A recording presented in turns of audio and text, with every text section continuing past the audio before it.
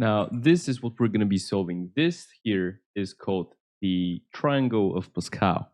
As you can see, pretty much the logic is that in each start and end element of any row, we actually have only ones. So now the whole idea is how are we going to calculate what is in between all of these ones, which is going to be this thing over here. And probably I need to sign in. Hello, everybody. Today we're doing a very nice problem in JavaScript. We already did the C# version, so if you have not watched it, go watch it here. A card is going to appear.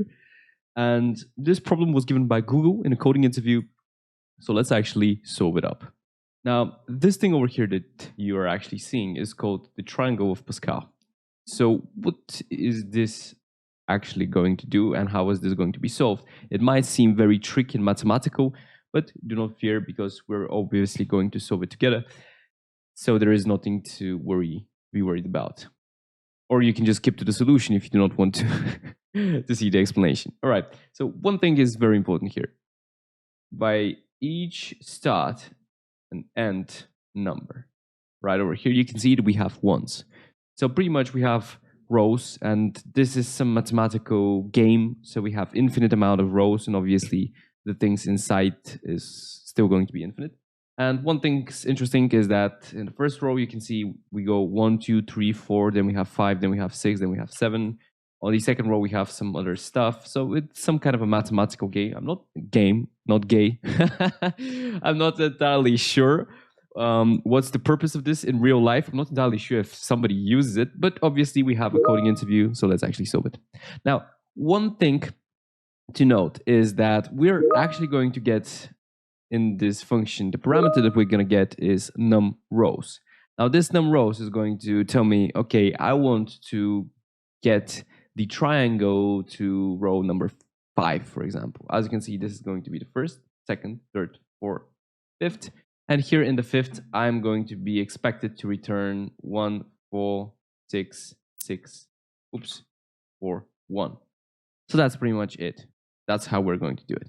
And not only that we need to return one row, this is another problem that we're going to solve, but we obviously need to return the whole triangle to this row. So the question is a bit difficult, to be honest. Now, let's actually go and see how we're going to code it up. Now, the first thing that I want to do, as you can see, row number 1 and row number 2, so row number 1 and row number 2 are pretty much the same. So they do not change. As you can see, these are always going to be ones. It has a very logical explanation. Why is it not changing? As I said, the first and the last element are always going to be 1. So as you can see here, it's 1. Then the first element is here and the last element is here. So obviously they're going to be ones. And the changes that we start to observe actually come in row number 3. So this is going to be row number 3. And the first element is going to be 1. The second element is going to be something else, and the last element over here is going to be 1. So as you can see, 1 and 1. And how are we actually going to go to solve the second element, or the second and third, or the second past and minus 1? Well, pretty much we're going to take the following scenario. I'm going to go with green, and I'm going to take these numbers. I'm going to calculate this number over here, then these numbers over here. Let's go with different color. These numbers over here. Oh, that's very bad. How about white? Should we go with white? These numbers over here. White is still bad. Let's just go with black. I mean, we cannot go wrong with black. This number is going to give us this thing over here. So obviously, if you take it into a more programmable context, we have first index, which is going to be here, and second index, which is going to be the index next to it. And basically, we're just going to iterate through these. All right. It looks difficult. Let's actually code it up. Now, the first thing that I want to do is to create the array. I am expected to return an array of arrays. And this is because I'm actually expected to return the whole Pascal triangle based on the rows that I get. So for example, if I get 5 rows, this is what I'm expected to return, like the whole triangle. Now, in order for me to do that, I'm just going to say let num array, and this is going to be equal to a new array. So I'm going to leave it like this. This is going to be my array that I'm going to return at the end. And actually, I'm going to even say return num array. All right. Very, very nice. Now that I have it as a return, here I'm going to actually build it. Now I can go down and I can see num rows is going to be bigger or equal to 1, meaning that at least I am sure that this element should be returned. Always. This element should always be returned. That's why I'm just going to create it. I'm going to say num array. The first element is going to be equal to an array with only one number inside it, which is going to be 1. Now I'm going to check if num rows is equal to 1. I'm just going to return the num array at its current state. Now I'm going to do that because currently in my num array over here, oops. Okay, all right. Currently I have an array with the number 1. If I'm actually searching for, let's say that I'm having 1 over here, so I'm getting num rows 1, I'm searching for the first thing in my Pascal triangle, right? I'm obviously going to return this line. Now, my idea for this tutorial is to actually build the whole tree, right? And it's going to look something like this. All right. Oh, that's very good drawing. Yeah, I had to find a job as an artist. Oh, there we go. I think that you can understand very good from this drawing over here. I actually had to begin with this, to be honest. Now, as you can see, I want the first row of the Pascal triangle, which is obviously going to be this one. If I want the third row, I'm obviously going to return all of these, right? Up to the third row. But obviously, I cannot just hard code all of these stuff. I just want my computer to code it up to solve it for me. That is why I'm going to write the functions to calculate, and I'm just going to pass to the function, okay, give me 10 rows of the Pascal triangle. Then I'm just going to go calculate them, and I'm going to return them. But these two things over here, as I said, we're going to hard code because they are never changing. Now, if num rows is 1, I'm just going to return num array at its current state. However, if I'm searching for 2 rows, I cannot just return num array because I don't have it. I can build it though. Num array of 1 is going to be equal to 1, 1, something like this. So now I'm going to check if num rows is actually equal to 2, and I'm going to return num array at its current state. So why am I actually doing it? Well, the first time I'm checking, I'm just going to put this one over here.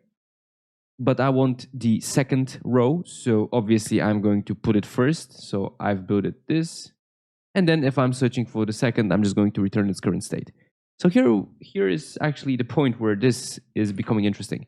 What is going to happen if I'm searching for row number 5? Now what we're going to be doing is a for loop. So I'm going to say for, let row is going to be equal to 2.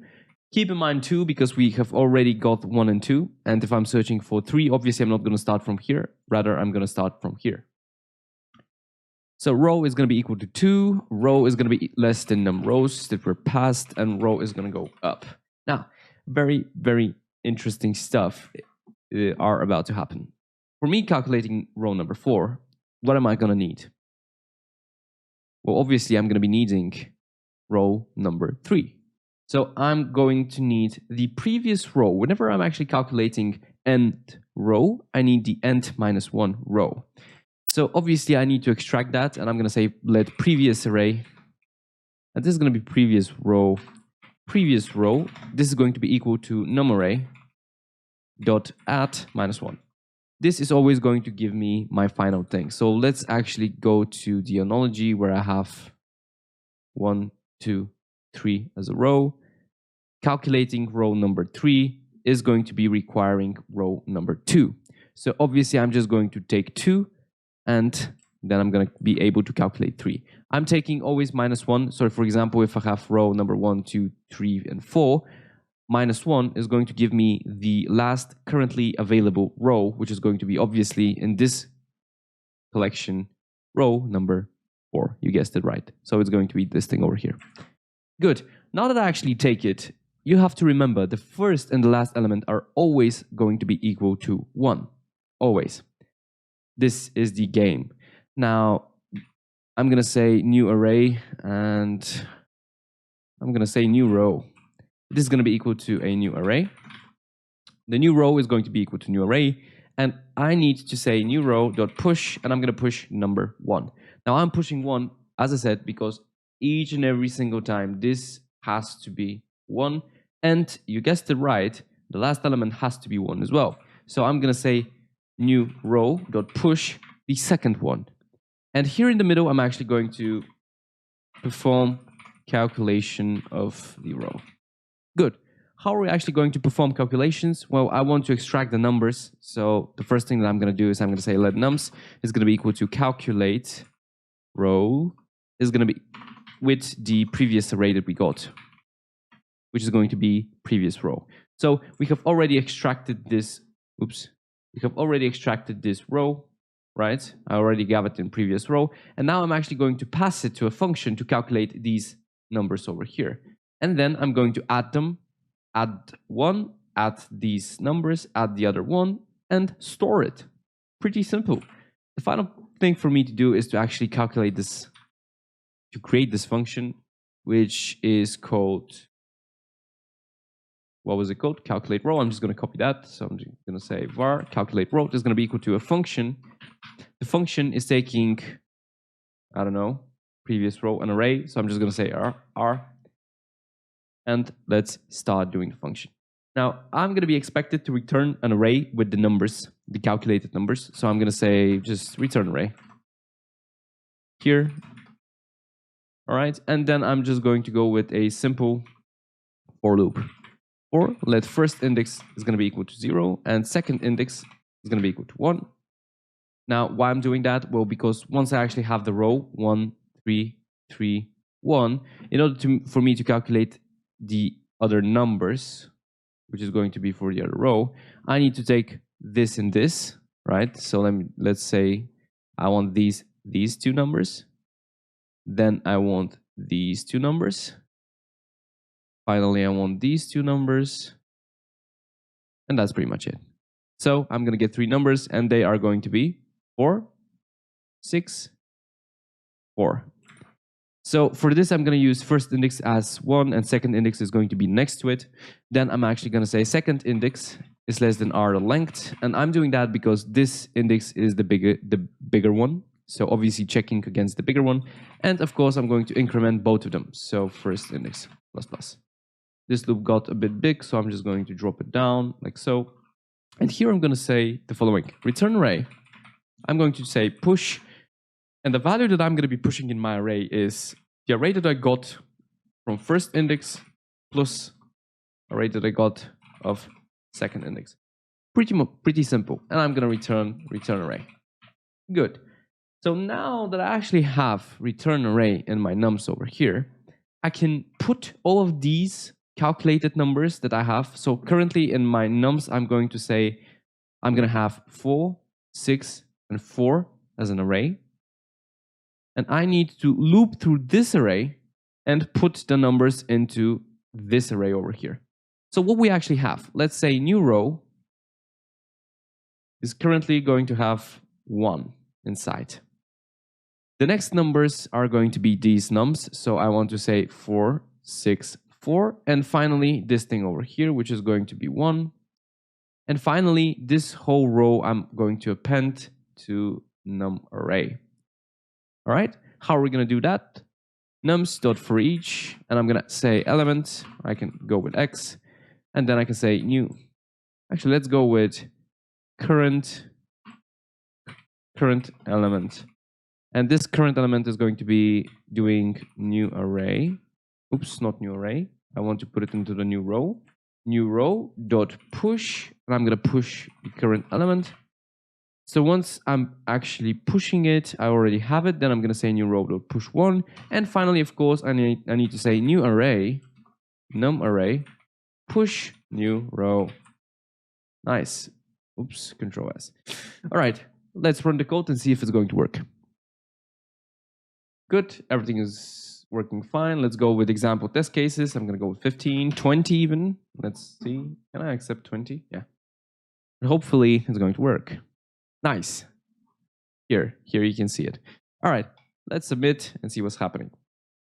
Here are all of the ways that I tried, all of the different ways, and that was a bit slow. So let's actually see if I have console logs here, because sometimes I'm actually having, oh yeah, okay. It was the server's fault. Good. If you want to see the other ways that I am actually doing it, I don't know, like and subscribe. All right. Well, that's the Pascal Triangle problem given from Google for a software engineer position. Thank you for watching. Once again, what we're doing is we're taking the previous row and we're using it. As you can see, this is the previous row. We're actually using it to create the new row. So the new row is going to be this thing over here, which is going to be talking like this. I'm pushing 1. So I have this side over here corrected. Then I'm calculating the numbers. These are these things over here. And finally, I'm pushing 1 again. And I'm placing it into my Pascal Triangle array. This num array can be called Pascal Triangle array. Probably it was going to be a better idea. Thank you for watching and stay tuned for the next one. Bye.